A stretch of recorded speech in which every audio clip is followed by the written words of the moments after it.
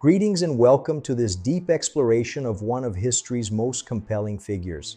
Today, we delve into the second book of Samuel, a narrative that chronicles the transformation of a shepherd boy into a legendary sovereign. We are standing at the dawn of a new era for Israel, a time of unification, expansion, and profound moral testing. Let us witness the epic reign of King David as he navigates the complex intersections of power, faith, and human frailty in this ancient land of promise. The story unfolds in the aftermath of a catastrophic tragedy. At the ruins of Ziklag, David receives word that King Saul and his beloved Jonathan have perished on the slopes of Mount Gilboa.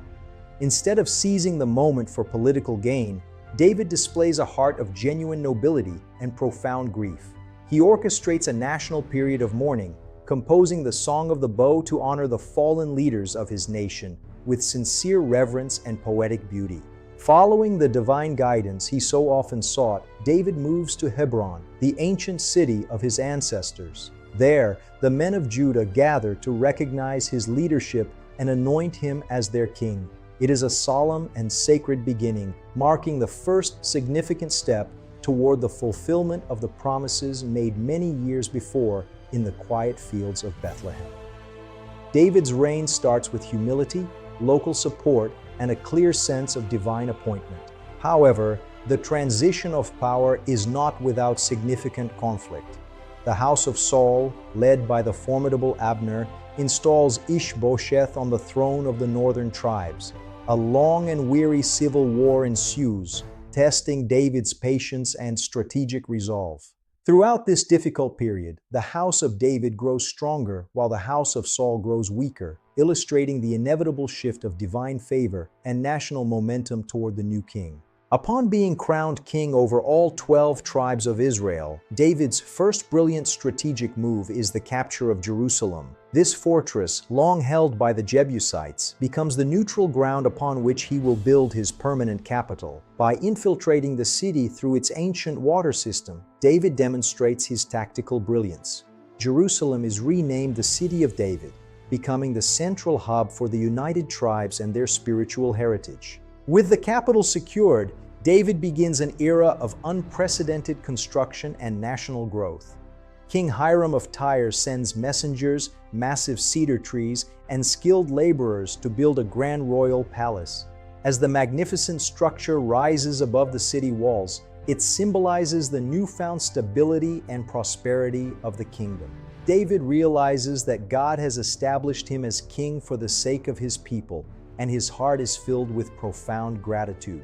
The Philistines, sensing the rising power of a united Israel, mobilize their vast armies for war. Twice they invade the valley of Rephaim, and twice David seeks the counsel of the Almighty before engaging them in combat.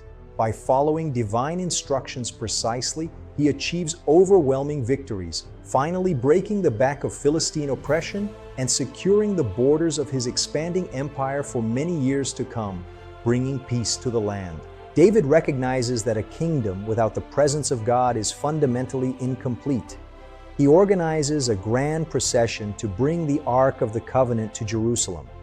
The first attempt ends in sudden tragedy, teaching the nation a sobering lesson in divine holiness. However, after 3 months of blessing in the house of Obed-Edom, David successfully brings the Ark into the city with exuberant celebration and a renewed sense of sacred purpose. As the Ark reaches its final destination, David abandons all royal decorum in his excitement. He dances before the Lord with total abandon, celebrating the arrival of the divine presence among his people. His wife Michal watches with contempt from her palace window, but David remains unmoved, declaring that he will become even more undignified in his worship.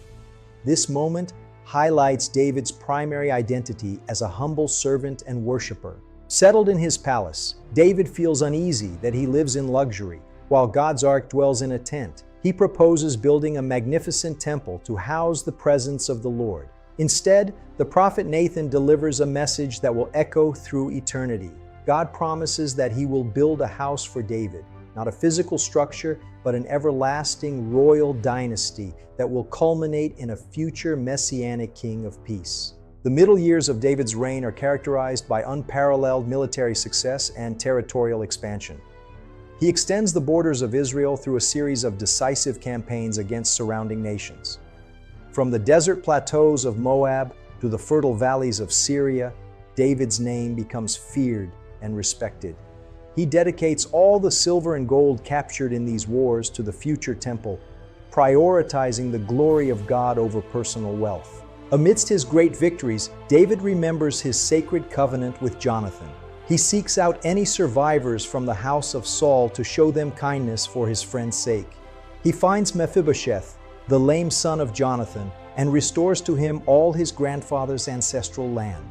By inviting Mephibosheth to eat at the royal table as one of his own sons, David demonstrates his deep commitment to loyalty, mercy, and grace. At the peak of his prosperity, David falls into a web of his own making during a time of war.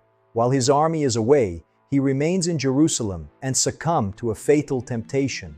A single night of impulse leads to a cascade of deception, resulting in the calculated murder of the faithful soldier Uriah to cover his own transgression. This dark chapter serves as a stark reminder that no one is beyond the reach of temptation. The silence of David's secret is broken when the prophet Nathan arrives with a piercing parable. David's anger flares against the injustice in the story, only for Nathan to declare those famous words, "You are the man." The confrontation is a massive turning point. David does not hide or make excuses. He confesses his sin, writing psalms of deep repentance that would serve as a guide for broken hearts for generations. Although forgiven, the consequences of David's actions begin to tear at the fabric of his family. Tragedy strikes as Amnon commits a crime against his sister, leading to a bitter revenge by her brother Absalom. The royal household is fractured by violence and silent resentment, proving that the sword would indeed never depart from David's house as had been prophesied. These events paint a tragic picture of a king losing control of his home. Absalom, fueled by ambition and lingering anger, launches a sophisticated political campaign to steal the hearts of the people of Israel. He positions himself as a more accessible and just judge than his aging father. Eventually, he declares himself king, forcing David to flee Jerusalem in tears. The mighty king becomes a fugitive once more, crossing the Kidron Valley in deep mourning as his own son seizes his throne. The conflict reaches its tragic climax in the forest of Ephraim. David's seasoned commanders face the larger but less disciplined forces of Absalom in a brutal struggle. The dense terrain proves to be a formidable enemy for the rebels. In the heat of the battle, Absalom's hair is caught in the branches of a great oak tree, leaving him vulnerable to the spears of Joab, despite David's explicit command to spare the boy. The news of military victory is completely overshadowed by the news of a son's death. David's grief is overwhelming and raw as he cries out his famous lament, "O my son Absalom, my son Absalom." His mourning is so deep that it threatens to demoralize his loyal troops who fought for him. This scene illustrates the painful tension between a ruler's responsibility to his nation and a father's love for his child. In his final years, David commits another error by numbering the people, leading to a national judgment. However, his sincere repentance leads him to the threshing floor of Araunah. There, he builds an altar and offers sacrifices, purchasing the site for its full price. This location, Mount Moriah, is where the Temple of Solomon will eventually rise, marking the sacred place where heaven and earth would meet for generations to come. As the sun sets on his long and turbulent reign, David reflects on the unfailing mercy and grace of God. He has seen the highest heights of glory and the deepest depths of despair, yet through it all, the Almighty remained his rock and his salvation. He leaves behind a legacy that would shape the heart of his nation forever and provide the spiritual blueprint for the coming Messiah, the true eternal King. Thank you for joining us on this epic journey through the life of King David as chronicled in the second book of Samuel. His story is a powerful reminder of human frailty and divine faithfulness. As we close this chapter, may the lessons of courage, repentance, and loyalty inspire your own path. We hope this exploration has brought the history of ancient Israel to life for you. Until we meet again, walk in truth. Goodbye.